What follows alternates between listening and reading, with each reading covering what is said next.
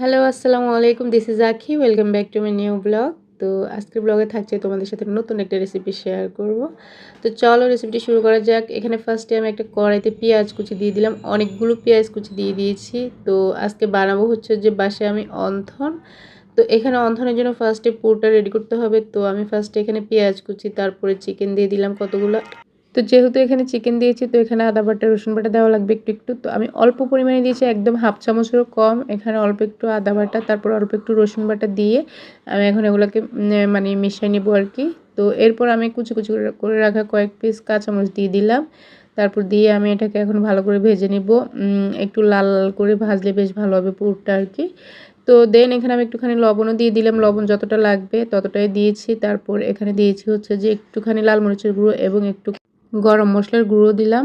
তো এগুলো দিয়ে এখন আমি ভালো করে এটাকে ভেজে নেব আর কি।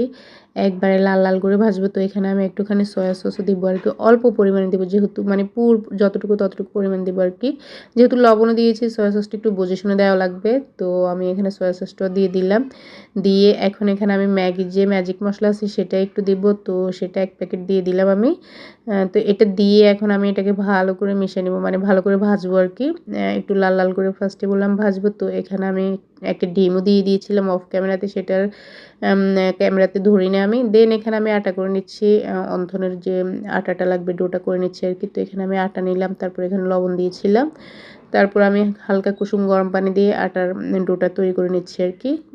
তো এই তো আটাটা করে দেন আমি এখানে একটুখানি তেল দিয়ে আটাটাকে ভালো করে মেখে নিচ্ছি, যাতে একটু পারফেক্ট আটা হয় আর কি। আর হাতে আটা লেগে আছে ওটা, হালকা একটু তেল দিলে আটাটা বেশ ভালো হয়। আর যেহেতু এটা অন্ধনের জন্য, তো সেক্ষেত্রে একটু তেল দেওয়াও লাগবে। তো আমি এখানে রুটি করে নিচ্ছি, এরপর আবার হাফ সেঁকে নিচ্ছি আর কি। সেঁকে তারপর এখানে এটাকে কেটে কেটে নিচ্ছি।